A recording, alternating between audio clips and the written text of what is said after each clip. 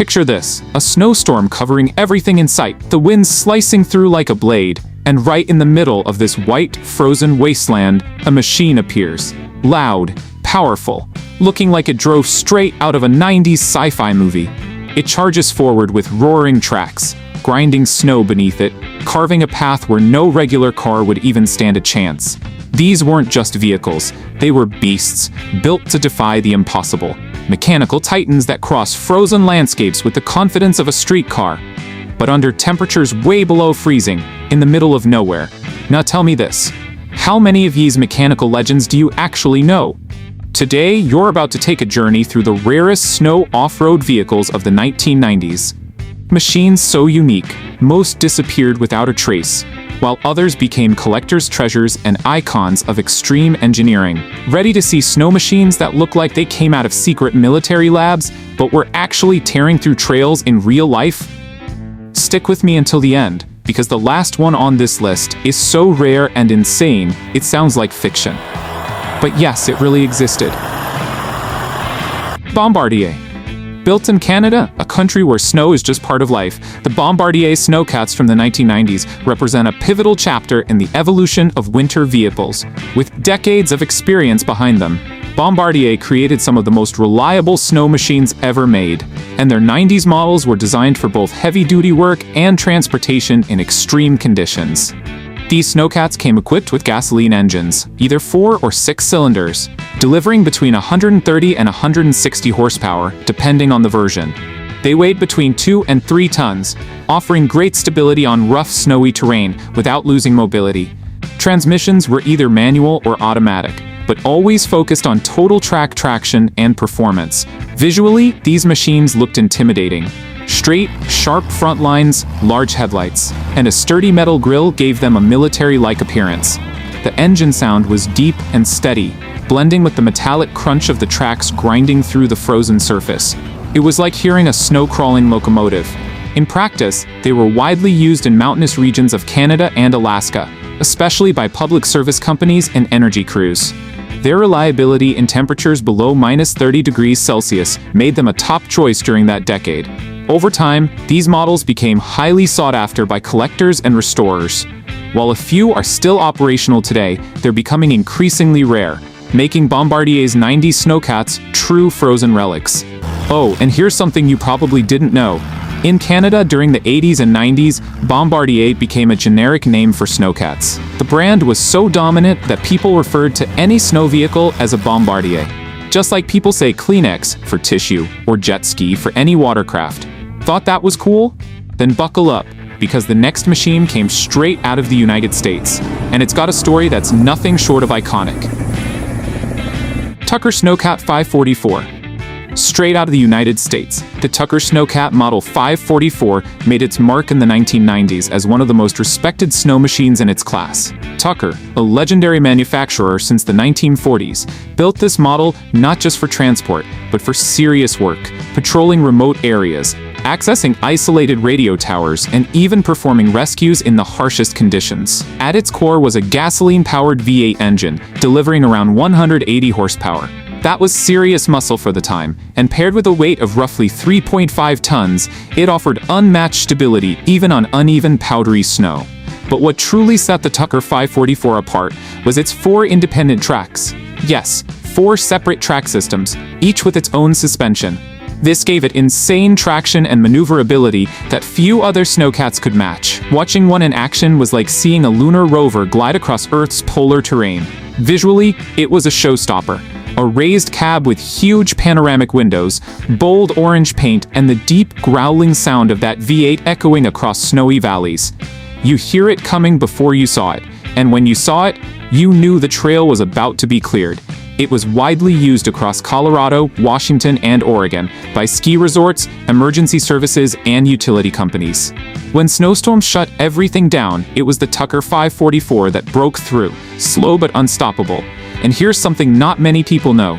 These machines became so beloved by their operators that many were customized with personal touches, nicknames, custom paint jobs, even hand-upholstered seats. Some are still running today, lovingly restored by collectors who see them not just as machines, but as living history.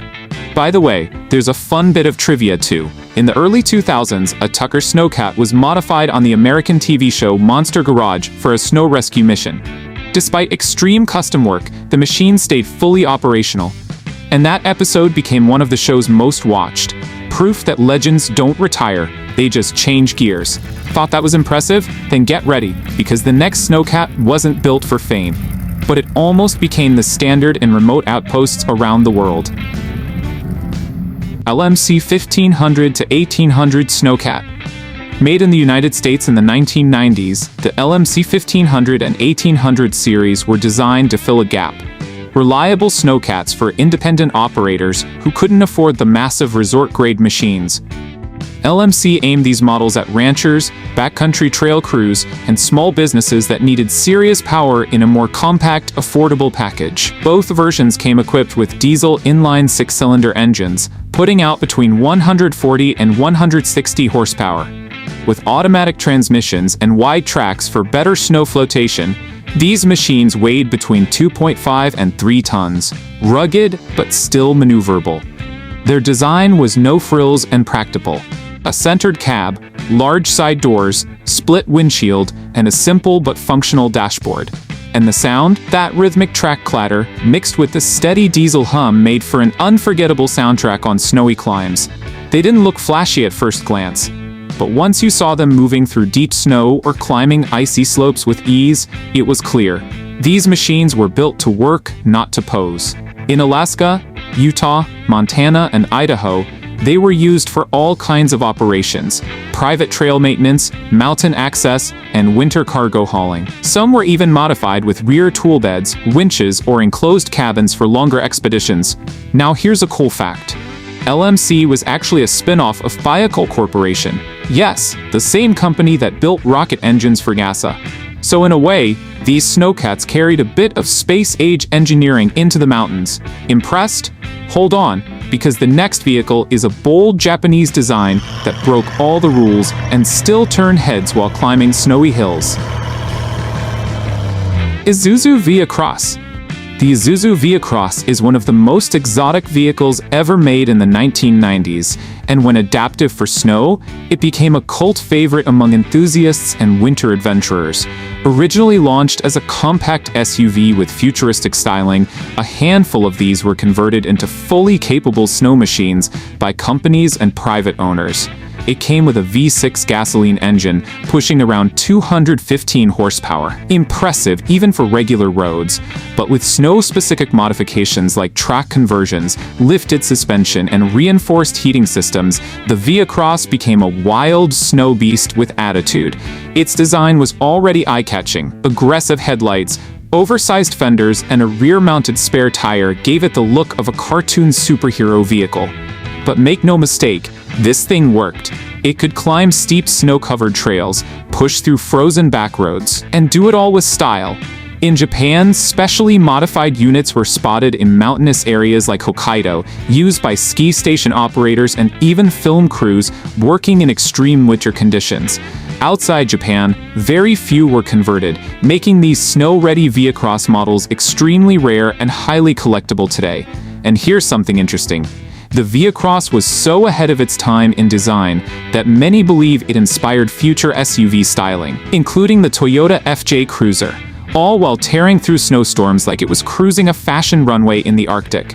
Enjoying this ride through the frozen world of snow machines? Then drop a like, hit subscribe, and tap that bell, because what's coming next is even rarer. Toyota Blizzard LD20. The Toyota Blizzard was already an unconventional model, but its LD20 version, adapted for snowy conditions in the 1990s, is even rarer and more fascinating. Released in Japan as a rugged, low-maintenance 4x4, the LD20 was designed to survive rural winters, unpaved roads, and heavy snowfall with minimal effort. This version came with a diesel 4-cylinder engine putting out about 90 horsepower. That may not sound like much, but thanks to its lightweight chassis and full-time 4-wheel drive, it tackled snow like a mountain goat on skis. Weighing around 1.6 tons, it moved with surprising agility in tight, snowy terrain. The design was boxy and no-nonsense. Classic 90s Japanese utility vibes. with short overhangs, high ground clearance, and steel bumpers. When fitted with rear tracks or snow chains, it looked like a miniature snow tank. Compact but absolutely ready for war. It was used mainly in remote northern Japanese villages by farmers, forest rangers, and even local government crews. Its simplicity, durability, and easy repairs made it ideal for places where tow trucks were a luxury or didn't exist. Now here's a fun detail. Even though it was rare in Japan, the LD20 version of the Blizzard became somewhat of a cult vehicle in collector circles in Australia and New Zealand, where rough climates and remote terrain created similar needs. There are even owner meetups dedicated to this snow-ready oddball. Liked that one? Buckle up, because the next snow machine is a Swedish icon that earned a reputation for reliability in extreme cold, and had a look you'd never forget. Active Snow Track. From the snowy mountains of Sweden came one of the most iconic compact snow machines ever built, the Active Snow Track. While the original model dates back to the 1950s, its later versions were still active and relevant throughout the 1990s, especially in remote regions of Scandinavia where reliability meant everything. Powered by a 4-cylinder, air-cooled engine with about 54 horsepower, the Snow Track might seem underpowered on paper. But its real strength came from its light weight, just around 1.5 tons, and high flotation tracks that allowed it to glide effortlessly over deep snow and rough terrain. The compact chassis, paired with a sturdy suspension and wide tracks, gave it a surprising mix of agility and stability. It had a manual gearbox and was fuel efficient, making it ideal for long trips far from civilization. Its look was charming and practical, like a cross between a Beetle and a toy tank. Rounded cab, large windows, small footprint. You wouldn't expect much, until you saw it climb icy hills with ease and move like a snow insect exploring the Arctic. The Snow Track was used for everything from accessing remote cabins and weather stations to environmental patrols and even alpine rescue support. It quietly became the lifeline for many who lived and worked in the coldest corners of Europe. And here's something fascinating. The Snow Track was so trusted that some versions were actually used in Antarctic scientific missions. Because of its low weight and simple mechanical setup, it could be repaired with basic tools, a must when you're hundreds of kilometers from help. Thought that was impressive? Then get ready. The next machine blends American nostalgia with off-road innovation and gained a fan base frozen in time. Kushman Traster. If there's one machine that captures the spirit of lightweight off-road adventure in snow, it's the Kushman Traster. Originally launched in the 1970s, this small-tracked vehicle was still popular and widely used throughout the 1990s, especially among farmers, hunters, and adventurers looking for a snow-ready machine that was simple, reliable, and fun. Although it was no longer in full-scale production by the 90s, the Trackster remained in demand because it was easy to maintain, parts were still available, and it simply got the job done. Many were sold, restored, and used actively during that decade, especially in rural and forested regions of the United States. It had a 2-cylinder gasoline engine, putting out about 30 to 40 horsepower. Not a powerhouse, but it didn't need to be. The real secret was its incredibly low weight and high flotation tracks. It could float on powdery snow like a motorized sled. Getting stuck with a Trackster was almost impossible. Its look was raw and minimalistic. A tubular frame, low-profile hood, open cockpit, and central handlebars. It usually held 1 or 2 people and came in different versions, some with rear cargo space, others fully enclosed. The sound of the engine, combined with the steady grind of the tracks, was unmistakable to anyone who'd driven one. In the US, it was often used in frozen rural areas, for ice fishing trips, logging, or forest patrols. It was easy to fix, tough as nails, and affordable. The kind of machine that didn't look like much, but earned deep respect. And here's a little-known fact. Although it debuted in the 1970s, the Kushman Traster was still being sold and serviced well into the 1990s. Many dealers kept selling leftover units, and support for maintenance and parts extended through the decade. So yes, it truly earned its place as a rare 90s snow machine. Like that throwback? Good, because the next vehicle is a tiny Japanese snow machine that looks like something out of a cartoon, but was 100% real and surprisingly capable. Honda Easy. Now this one looks like it came straight out of an anime, but it was real. The Honda Easy Snow was a compact snow vehicle developed in the 1990s for light mobility, safety, and believe it or not, fun. It was stylish, compact, and surprisingly effective for short-distance travel in snowy environments. Powered by a 2-cylinder engine producing about 28 horsepower, the Easy Snow was like a snow quad.